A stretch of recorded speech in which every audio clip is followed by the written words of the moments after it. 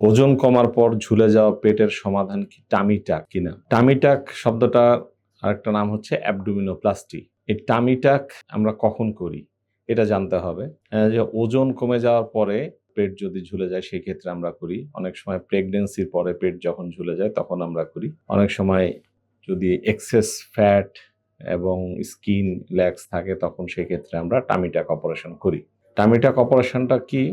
এখানে আমরা পেটের অতিরিক্ত চামড়া, চর্বি এবং ফেলে দেই এবং যে মাসল আছে অ্যাবডোমিনাল ওয়ালের সেই মাসলটাকে টাইটেনিং করি। টামি টাক মূলত ৩ প্রকারের। একটা হচ্ছে মিনি টামি টাক বা মিনি অ্যাবডোমিনোপ্লাস্টি। সেক্ষেত্রে আমরা শুধুমাত্র স্কিন এবং এক্সেস ফ্যাট আমরা রিমুভ করে দেই এবং অ্যাবডোমেনটাকে টাইটেনিং করি।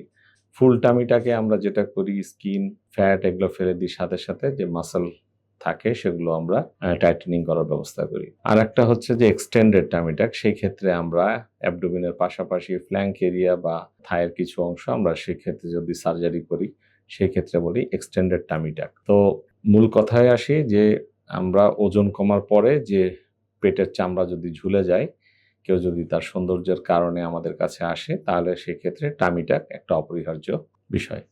অনেক সময় পেট স্থূলকায় হয় যদি স্কিন টোন ভালো থাকে পেশেন্টের, চামড়া যদি ল্যাক্স না থাকে তাহলে সেক্ষেত্রে আমরা লাইপোসাকশন করে থাকি। অনেক সময় আমরা লাইপোসাকশন এবং টামি টাক এটা দুইটাই একসাথে আমরা করে থাকি, সেটাকে আমরা বলি লাইপো অ্যাবডোমিনোপ্লাস্টি।